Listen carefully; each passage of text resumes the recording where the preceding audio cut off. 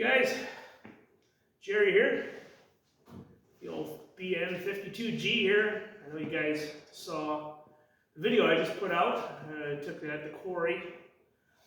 So, long story short, I was just trying to figure out where I could even test this old girl. Thought of a couple different things. Well, I could test it in my backyard. Could test it at another quarry that's nearby. I thought about a mile away there's a quarry. Just down the road, one of these little county roads that's nearby me. And I remembered, hey, I do business with that quarry. It's kind of half abandoned. So I called up one gentleman named Andy, who's one of the lead operators and managers of the quarry. By gosh, 15 minutes before noon, he calls me back and he's like, yeah, sure ahead. Yeah, go, have fun. He's like, the only thing you owe me is just a recording when you're done. And I'm like, I'm more than happy to have that. It's kind of an oddball request, you know? It's like somebody calls you out of the blue, hey, can I test my air raid siren? So that's kind of funny to think about. So we went in there, it was done when you locked, went in there, tested it, and it ended up being just an absolutely sublime area to test it. It was burned up on most of the way by, assorted gravel and overburden. So it was somewhat isolated. The sound wouldn't carry too far out of the quarry, which I thought was pretty good. So that ended up being a really good scenario. I ended up starting it up, of course, disconnecting it from the truck, pulling the truck away so it didn't blow away its windows. And I set up my tripod, I don't know, probably about 250 feet away, pretty far. I'm doing it with my phone. And the quality isn't the greatest. Audio quality I thought was pretty good.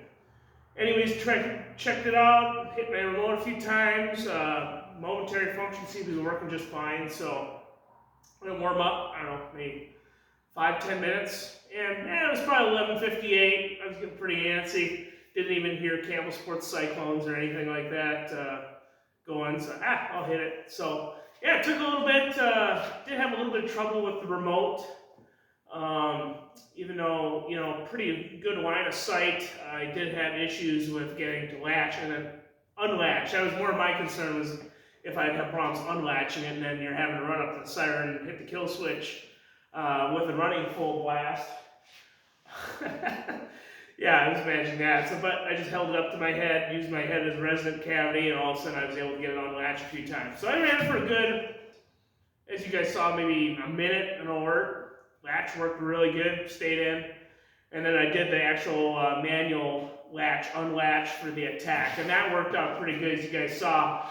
Wavering in pitch, like some of you guys noticed, it's probably been maybe, I don't know, 150, like I said 250, maybe 300 RPM, not even maybe that much variance, but I mean, you can hear it, you can hear it, you just that tiny little drop in tone, turns a little flat from the note of A. So I don't know exactly what's causing that. I mean, I did do a little bit of adjustment with the timing and the idle mixture. It does have a fixed main jet, the little Stromberg there. You can't adjust the main. So you're kind of stuck with the mixture. Only thing I can think of, as you guys saw, was like right at, you count to like maybe 4 or 5 and then you'd see it drop and it would pick up again.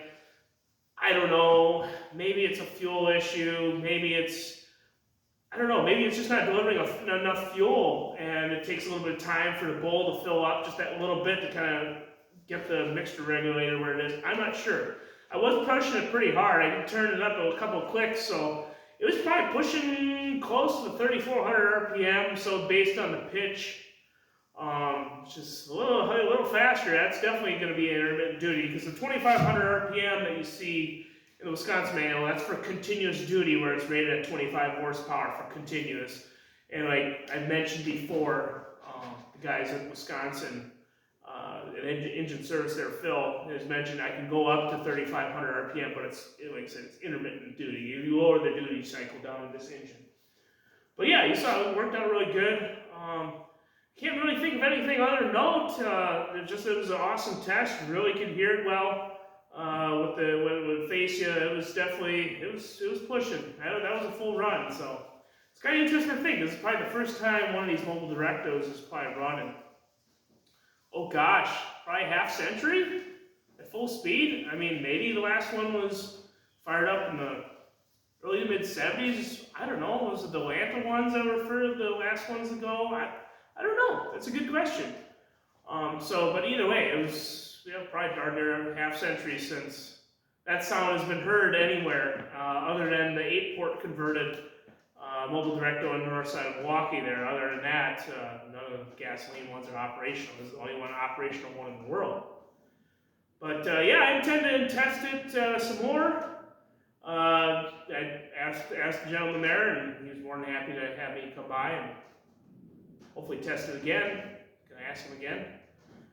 Wouldn't mind anybody coming out. If you guys are in southeastern Wisconsin want to come up one of these Saturdays, let me know. We'll come on out.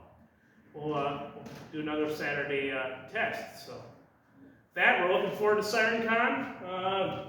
It's going to be a blast, guys. And not just me. I mean, there's going to be a lot of guys coming there. There's a lot of guys bringing surprise sirens, myself included. There might be a bonus one.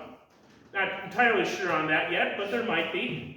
We're still working on that, but there's going to be a lot of other people bringing some really cool stuff. So if you guys can make it up to Rhinelander early June, come up here. This is going to be here. Meet me. I'll be glad to meet all you. And it's been really, really fun watching progress. I really do it for the applause for myself. I think it's just fun seeing you guys just enjoy. I mean, I'm just excited. I'm 33, and this is just a blast. Watch all you young guys, really take to heart this. I mean, I've been in sirens for so young as I can remember, but this is like my first one I've ever owned. And what a way to have your first siren be something so rare and being able to contribute to history, and both local history and siren history. I mean, local history, there's a lot of people I've talked to that have shadow memories of these being at the different fire stations in Milwaukee. And it's been interesting to hear their memories of that and pictures we've unearthed. And it's cool, because I'm born and raised, I'm a southeastern Wisconsin native. I mean, going back generations on both sides of my family. So it means a lot to get something that's been locally produced. History, I've always been interested in the history of everything, and fits right into all my niches of interest, if you could say that.